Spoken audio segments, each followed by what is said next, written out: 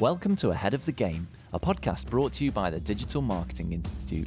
This episode is dedicated to the art of copywriting in digital marketing. With the help of three very different experts, I'm going to look at how to write effective copy in your marketing and for your brand. We'll also be asking how we can grow into better writers and what does the future hold for the craft of copywriting as artificial intelligence develops into a more usable technology. First of all, I spoke to Pamela Foley. She's the owner of AOU Creative, a digital agency specializing in SEO copywriting, SEO, and web design. In terms of volume, most of the copy we deal with in marketing tends to be for SEO purposes. This is because it has long been and remains a solid marketing strategy to create useful, informational content in the form of blogs and articles for your target audience.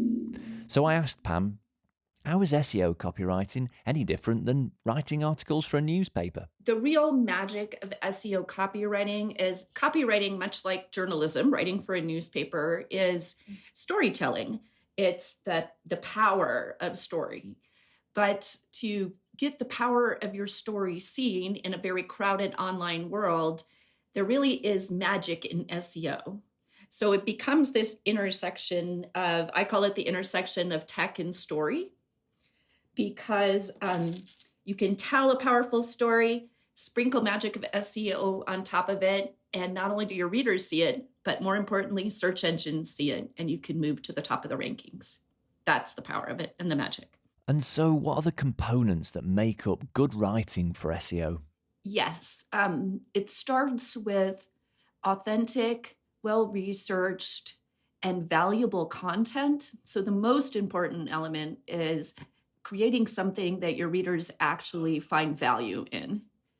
And once you sort of check that box, SEO elements would include a searchable URL, a meta description and tagging. It's important to have links, particularly internal links, so that people think of it as people stay on your website longer because you're linking to other articles and other pages on your website.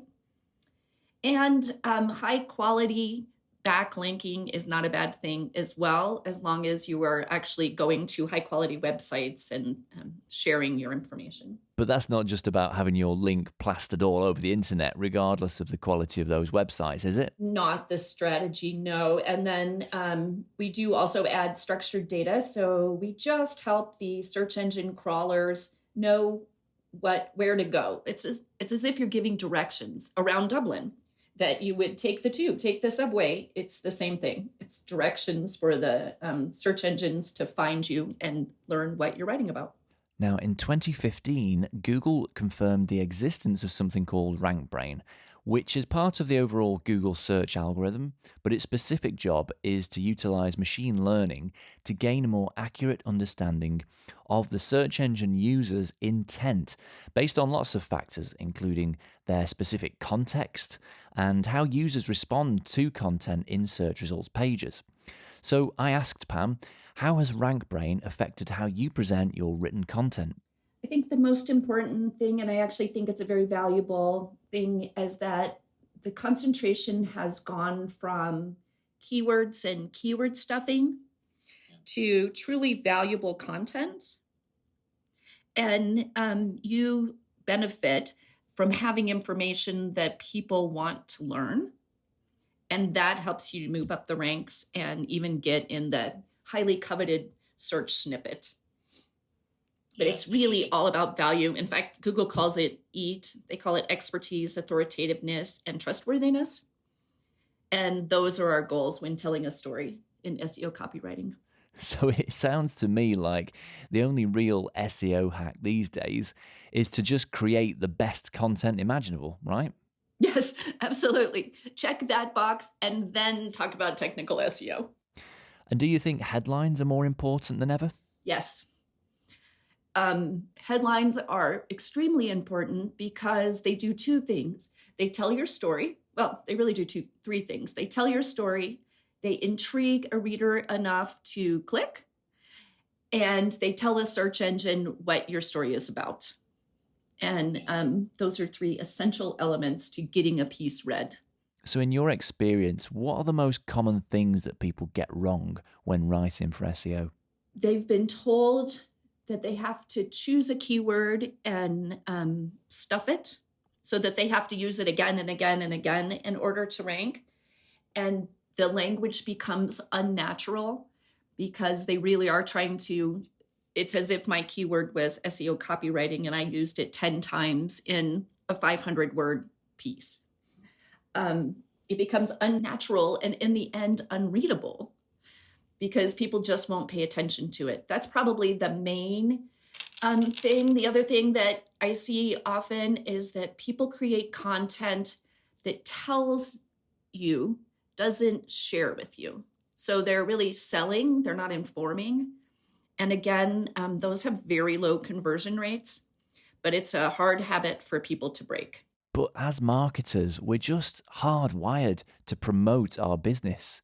It's kind of in the job description, it's what our boss or our client is expecting us to do. So it's a big mindset shift to not do that, but instead just be of value to the world, even though you and I know that's the only way to cut through the noise online today, right? It really is. And it's, as I said, and as you just said, it really is just a long time habit that we have listed a business resume, for lack of a better way to say it, or a personal resume in every piece of content we write. And that is not a way to offer value to your customers, to build a valuable reputation, and to be authentic. And that's what people are looking for now. So when you explore the world of copywriting and the intersection of that with marketing, as I regularly do, I see a lot about this idea of brand storytelling through written content. And indeed, on your website, you talk about telling your brand story. What exactly do you mean by that? I mean that there is a story for every part of your brand, whether it's an origin story of how your brand came to be, whether it's the why story, a la Simon Sinek, and why you wake up every morning and do the work that you do, or a story of the offer or product that you promote. And it's sharing this, to come back to the same words, and I hate to do this again and again, but it really builds this authentic relationship with your customer because your business and your own person become real. And they become humanized because there's real power in story.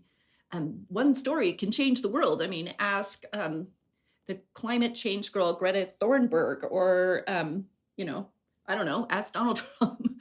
But one story can change the world. And tell the story, and people are attracted to it, and they listen to it, and they want to know more. And when they want to know more, they become loyal customers and repeat buyers. So could that include a personal story behind why I set up my business? Potentially. A personal story, sort of your origin story, how you became the person that you are in the business that you are in, has value in certain situations. It's not essential that you tell every personal story about yourself, or even that you need to tell about your dog or your kids or what you had for dinner. That's not really what it is. It's about what drives you to be who you are, offer what you do, and work how you do. It's creating a relationship. So you get to choose how deep you want to go into that, but it's not essential that we know everything about you. It's just essential that we know who you authentically are. Okay, so we know it's not about keyword stuffing, but clearly keywords are very important. So what would be your kind of 1-minute keyword strategy that works well today? Essentially, a keyword or a key phrase is you as a business person trying to understand, or on some level have an educated guess of what your ideal client, your potential customer, is searching for. And what you really need to understand first is who they are, your ideal customer, and what they need. So what is the problem that you're solving? And it's the problem that they have, not the problem you think they have. And that's a huge distinction.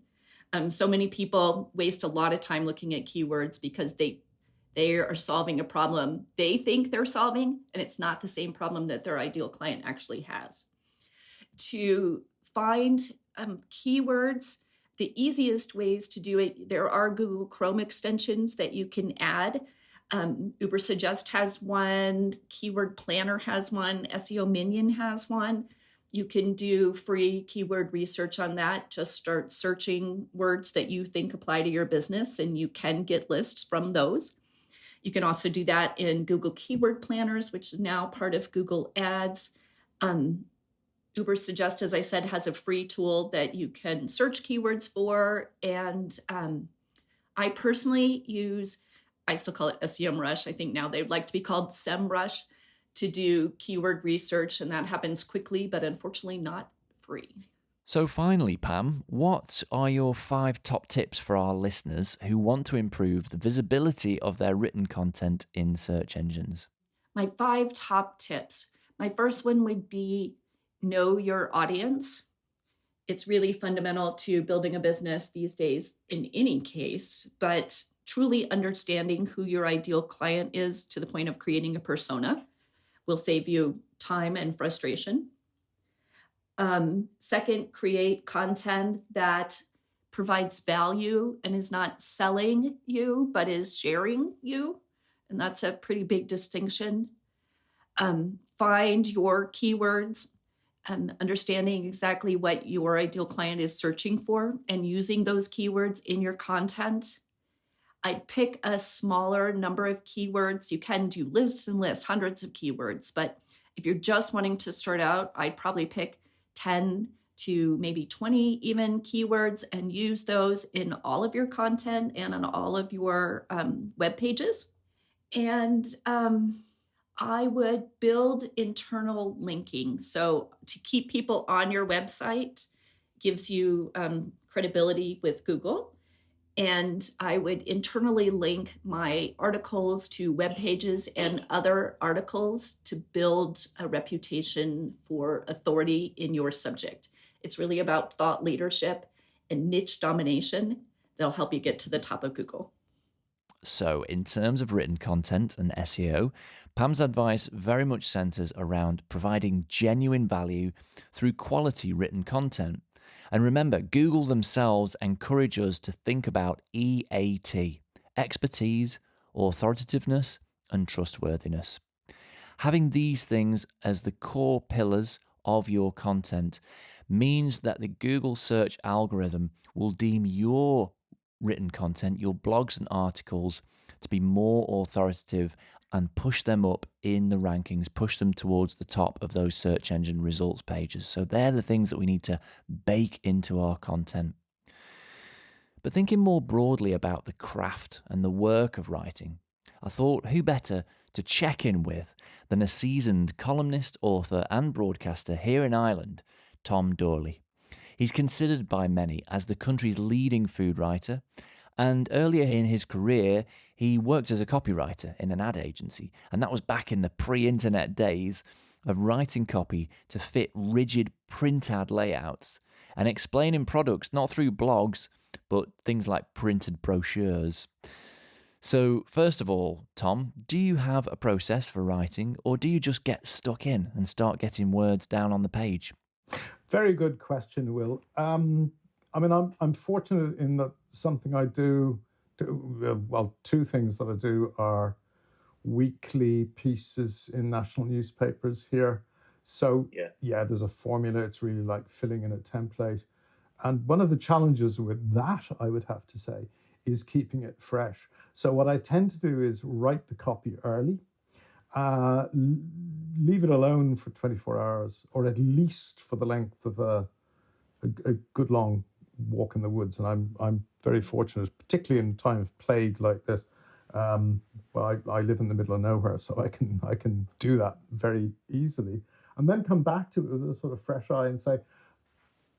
And what I end up doing is actually looking at it and saying, "Oh God, that reads like an annual report. I've got to think of a better way of saying that. I mean, just make this funny, make this a bit fresher, make this a bit quirky, and I had this really frustrating experience a couple of weeks ago where I actually, very long story, I won't explain how I did it, but I'd written all of my weekly copy for the Irish Daily Mail, and I managed to delete the whole bloody lot in one fell swoop, which is really hard to do. I mean, these days it's really hard to do that, but I managed, I pushed through and I managed this disaster. And so I emailed my editor and said, I'm really sorry, I'm going to be a few hours late, but I've deleted everything. I'm going to have to start again. And she was deeply sympathetic. But the funny thing was, when I rewrote the damn thing, I was looking at it sort of saying, yeah, that's not bad. Oh, that's a lot better. Do you know, that's really good. And having to write it twice, which is something we never want to have to do, actually made it much better. But that's a technique I use, if you like, for my template pieces, where I have, there's a very clear formula, there's a very clear word count. I've got to make everything fit. So I write it and then I walk away from it and then I come back and I obviously don't rewrite the whole thing, but I will rewrite several sentences just to lift it a bit. But writing a column, as you do, is often about witty observations, and in fact all writing relies on ideas and inspiration. But, these things occur to us at often pretty inconvenient times. So how do you capture ideas for your writing? I always carry a notebook. I don't always carry anything I can write into it, which can get very frustrating. But when I manage to have the two together, I will stop literally walking along the pavement and have people crashing into me from behind, which is not a good thing in a time of pandemic. And I will, and of course, the thing about the notes that I make is some of them make perfect sense afterwards. Some of them just read as bonkers. And how important do you think it is to have an editor, to have someone else review and refine your work? When it comes to copy, it's very important that it retains a certain freshness and spontaneity, I suppose is the word. And the worst thing you can do is have copy written by a committee, because it will be unsatisfactory from every point of view rather than just one or two points of view. But writers find it so hard to delete those precious words. I've heard it referred to as killing your children, and it's really hard to do because they're things that you've created, these words, these paragraphs.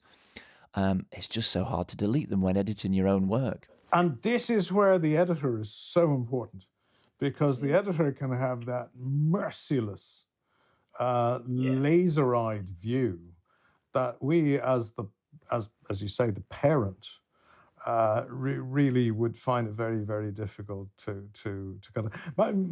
Mind you, I mean, I have been both. I mean, I have edited copy as well, so I kind of understand the need for ruthlessness, and it. I mean, even for the editor, it's quite a painful process deleting stuff that is actually really, really good, and would work very well in a different context.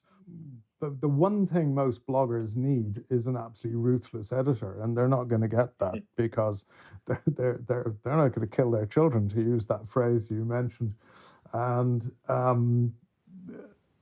I mean, I look at blogs quite a lot because I work as a brand ambassador for a supermarket over here, and sort of consumer blogs are quite significant to what we do, and I just think, for God's sake, this is 1,800 words. It could be done in 300 words. But the other side of that coin is that if you have the quality and if you have the depth of analysis, for which there is definitely an appetite, you need the freedom to do that long piece, and not to be afraid of it. But there's a sort of tension between the received wisdom amongst publishers and platform providers, that you have to keep it very, very tight, very, very tight, very tight, because people are too easily distracted. But I think it's perfectly clear that actually an awful lot of people, and maybe particularly in the strange times in which we live at the moment, are actually really looking to spend time getting into something in depth. And I think that's wonderful because, 2 or 3 years ago, was anyone really saying that? I think it was only beginning to happen. So what would be your top tips for our listeners who just want to improve the quality of their writing? There'd be a few things I'd say. One of them is embrace conciseness. Is there a word, concision? I don't know. But be concise. If you write 30 words, see if you can do it in 20. See if you can do it in 15. Always look at your copy and pick out the redundant words that don't need to be there. Because I guarantee you, for most people, they will be there. There are words you don't need. And there are words that make your copy fuzzy and lacking in focus. I hesitate to say this because obviously if you're writing copy for advertising and what have you, you have to be cognizant of so many issues, but essentially write to please yourself. When you read back what you've written and you aren't saying, oh yeah, that's good, yeah, I like that, you can't really expect anyone else to have that reaction to what you've written. So actually pleasing yourself, I think, up to a point and within, terms and conditions apply. I think that's really quite important because it has to come to some extent from the heart and it has to be yours. Having said that, writing advertising features, oh crikey, I love the idea of not putting my name to stuff, and that's the funny thing about being a journalist and a copywriter is that, a lot of what I write has my name on it and people can blame me for it or praise me for it or whatever. It's quite refreshing to write stuff that you don't have to take immediate responsibility for. So you've got a certain freedom there, and maybe embracing that is another thing that, people who want to hone their writing skills should sort of embrace and concentrate on, that liberation. And just one last question. Do you think it's important to consume lots of written content yourself in order to become a better writer? Oh, yeah, voraciously, yeah. I'm looking around my study at the moment. I think I have 3,000 books in here, and that's out of a total of about 12,000 in the house. And that's only the printed word, and it leaves aside all the newspapers and magazines and so forth, and all the stuff I read online. So yeah, I'd be, if I'm not reading stuff in volume pretty well every day, I don't feel physically or mentally right. But one thing that does strike me about that is that depending on the fiction or the literature that I'm reading at a time, I'm reading a lot of Barbara Pym and John le Carré at the moment, which is an extraordinary contrast of writers. I sometimes find their styles creeping into, even into my emails, which I find rather alarming. But I love the idea of having that sort of dry wit of and economy of language of Barbara Pym, and if I can benefit from that, I probably am getting something out of consuming the written word. Thanks to Tom there for that insight into the life and work of a professional writer. Tom's advice to any aspiring writer who's listening essentially boils down to: have a system for capturing ideas whenever and wherever you are. Write first drafts, leave them, and then come back to them later for a fresh perspective.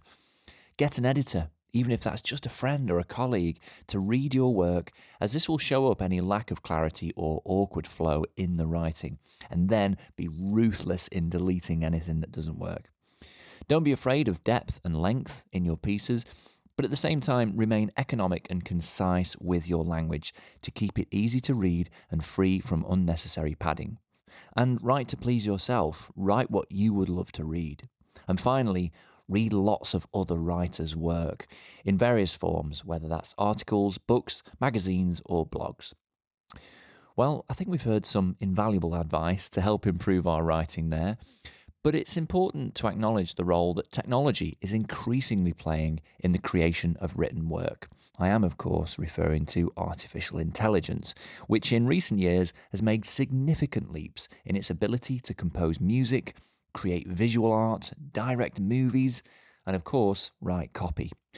So my final guest is someone who I think can help us understand this. Kerry Harrison is a writer, and she's also a professional AI experimenter and artist. She works with brands and media to create showcase pieces of innovation based on artificial intelligence. The most recent major leap in AI-driven copywriting is something called GPT-3. This is a language model, which is kind of like a type of AI, which caused a real splash last year when it was released because its specialism is writing like a human, and it does this eerily well.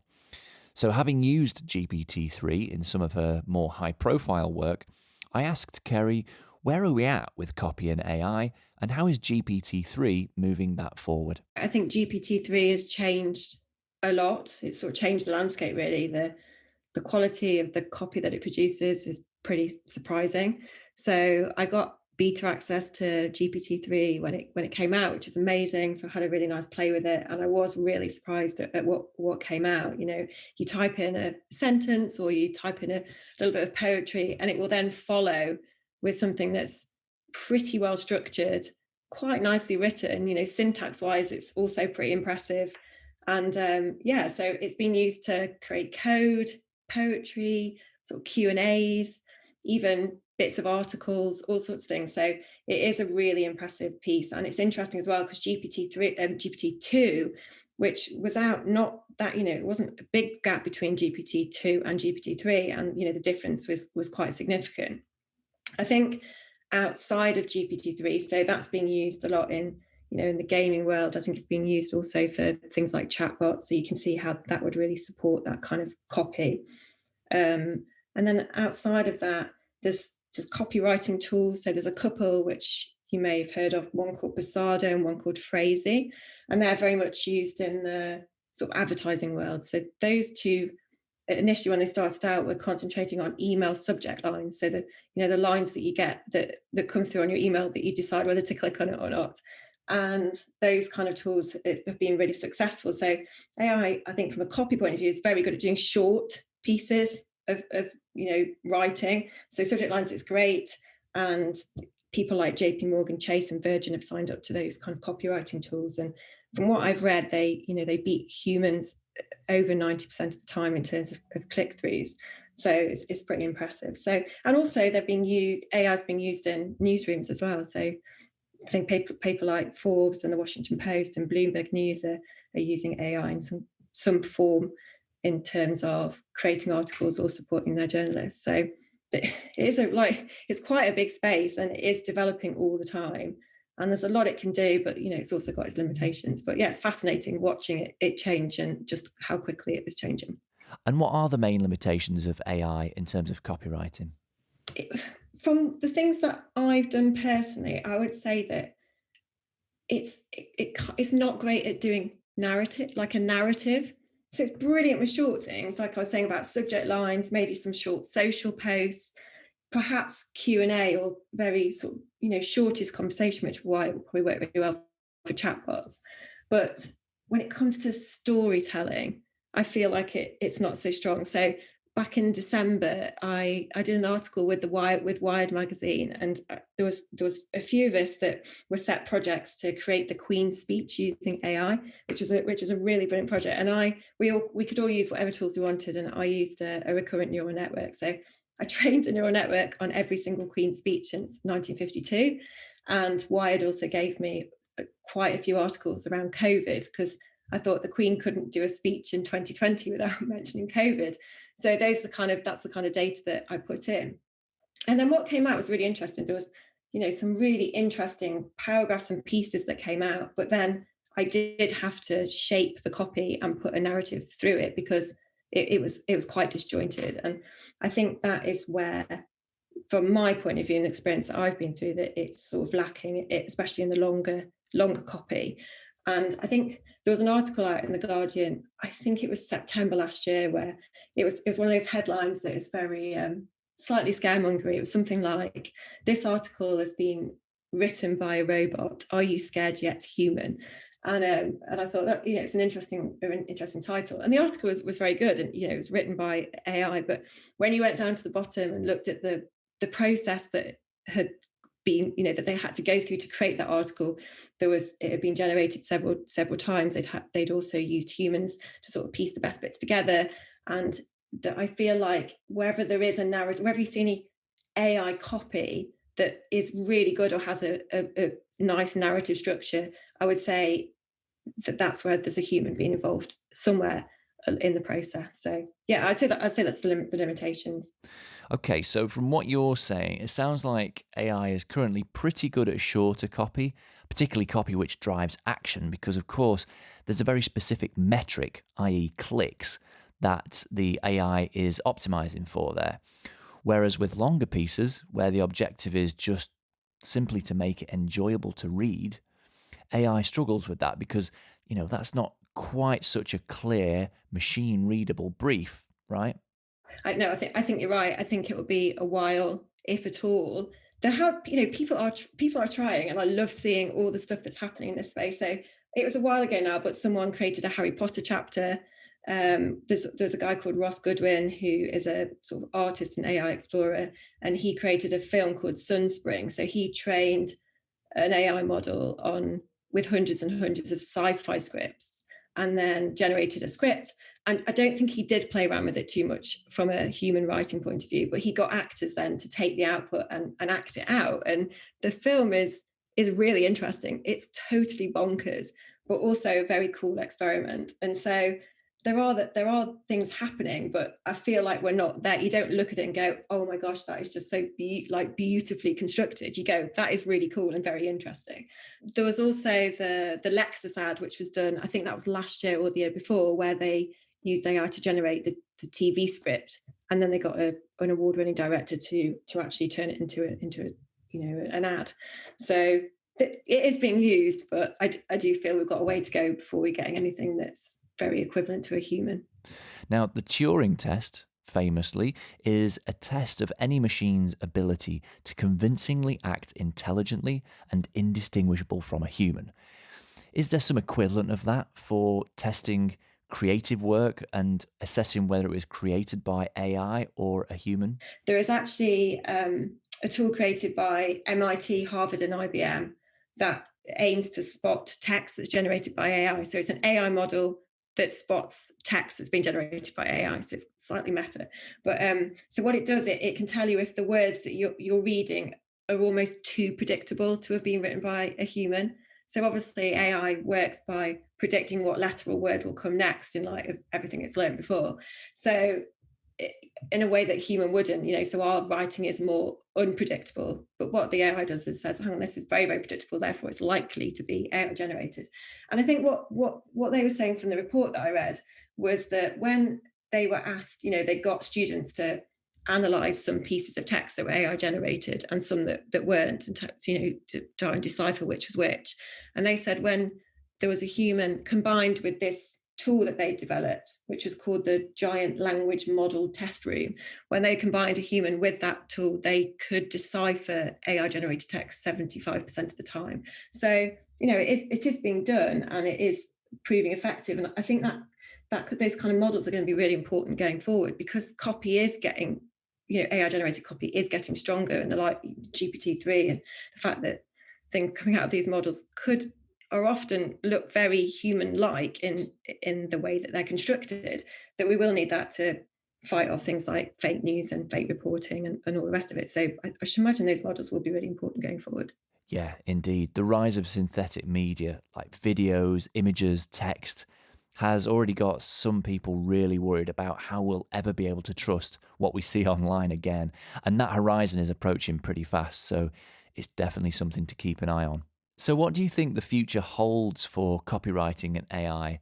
And more importantly, as a writer, do you think I'll still have a job in 10 years' time? It's a good question. I get asked that all the time, and I'm a copywriter as well, so I have my own fears. But I think a decade's almost too difficult to predict because things are changing so quickly, and just the technologies that we've been talking about have all been developed, in the last few years, really. So, but I think in the next 5 years and probably 10 years, I think there'll just be more, like, collaboration is not the right word, but more of a kind of humans and AI working alongside each other. So where human writers will use AI to do some of the base work, some of those shorter things we've been talking about, like product descriptions and subject lines, which will then give human writers more time to do the things that we're really good at, that AI isn't so good at, things like storytelling and critical thinking and judgment.